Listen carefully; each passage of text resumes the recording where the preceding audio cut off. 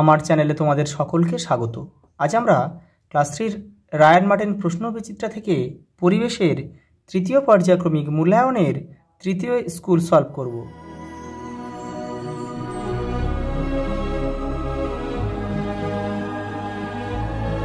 দেখো প্রথম প্রশ্ন কি বলেছে, দেখো ঘরোয়া শিল্পকে ভালো কথায় বলে কুটির শিল্প।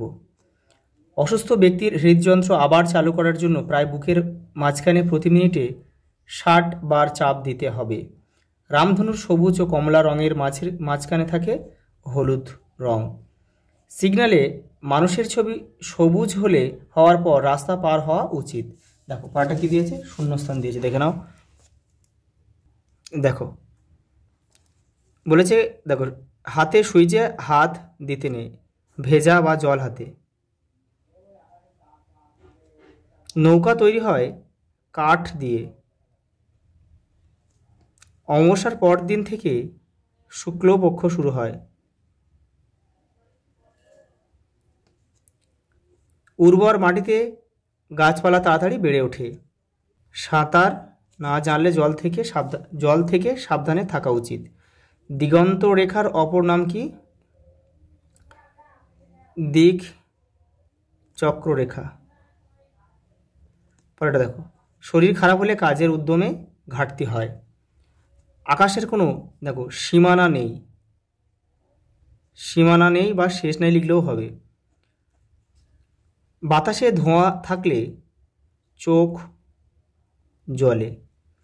দেখো বাইক চালানোর সময় মাথায় হেলমেট পরা উচিত। পরের প্রশ্ন দেখো, বলেছে বাম পক্ষের সঙ্গে ডান পক্ষ মিলিয়ে পাশের ফাঁকা ঘরে আবার নতুন করে লেখো। দেখো ধান গাছ কী হবে, দেখো ধান গাছ কৃষি সম্পদ। বনের গাছপালা, দেখো বনের গাছপালা প্রাকৃতিক সম্পদ। ঝুড়ি তৈরি, দেখো ঝুড়ি তৈরি ঘরোয়া শিল্প। আর বাগানের আম গাছ বাগিচা সম্পদ। আর পাথরের মূর্তি খোদাই, দেখো পাথরের মূর্তি খোদাই হচ্ছে সৌন্দর্য সৃষ্টির শিল্প। এই যে দেখো পরের প্রশ্ন দেখো, বলছে পূর্ণ বাক্যে উত্তর দাও। দেখো কি বলেছে, দেখো টেস্টার কী কাজে লাগে? প্লাগ কাজ করছে কিনা বোঝার জন্য কিন্তু টেস্টার লাগে। রাতের আকাশ কালো দেখায় কেন? রাতের আকাশে সূর্য থাকে না। দেখো সজল ধারার ট্যাপ কলের জল কোথা থেকে আসে? মাটির তলা থেকে আসে। শহরের পায়ে হেঁটে যাওয়ার রাস্তাকে কি বলে? ফুটপাত বলে। সূর্য থেকে আমরা প্রধানত কি পাই? আলো ও তাপ। পরের প্রশ্ন দেখো, নির্মাণ শিল্প কি? বাড়ি তৈরি করাকে বলে নির্মাণ শিল্প। শীতকালে পুকুরের উপর যে ধোঁয়া দেখা যায় সেটি আসলে কি? সেটি আসলে জলকণা। দেখো টিকা লেখো বেনিয়া সহ কলা। দেখে নাও তোমাদের বইয়ের 127 নম্বর পেজে কিন্তু উত্তরটা রয়েছে। এই দেখো এই যে বেনিয়া সহ কলা, এই নাম ভরা লিখতে হবে কিন্তু। লাল, এখান থেকে বেগুনি, লাল, আকাশি, সবুজ, হলুদ, কমলা, লাল, এটা পুরোটা লিখতে হবে। পরের প্রশ্ন দেখো, জেব্রা ক্রসিং কি? দেখো এই যে এখানে ভালো করে রয়েছে, এখান থেকে দেখে নাও একটু। এই যে এখান থেকে এটা পুরোটা লিখবে। পরের প্রশ্ন দেখো, ছায়াপথ কি? 120 পেজে রয়েছে, দেখো তোমাদের বইয়ের। এই যে এখান থেকে কিন্তু লিখবে। এই যে এখান থেকে এটা এই পর্যন্ত লিখে দেবে। নারিকেল আর তাল গাছের উপরেই বাজ পড়ে কেন? দেখো 125 নম্বর পেজে তোমাদের বইয়ের উত্তরটা রয়েছে। দেখো এই যাও, ওগুলো উঁচু গাছ। এখান থেকে এই পর্যন্ত লিখবে কিন্তু, যেহেতু মান 2 রয়েছে। পরের প্রশ্ন দেখো, ভালো অভিনয় করার জন্য কি কি অভ্যাস করা উচিত? দেখো 145 নম্বর পেজে তোমাদের বইয়ের উত্তরটা রয়েছে, দেখে নাও। এই যে এখান থেকে স্পষ্ট উচ্চারণে কথা বলা অভ্যাস করা আর কি।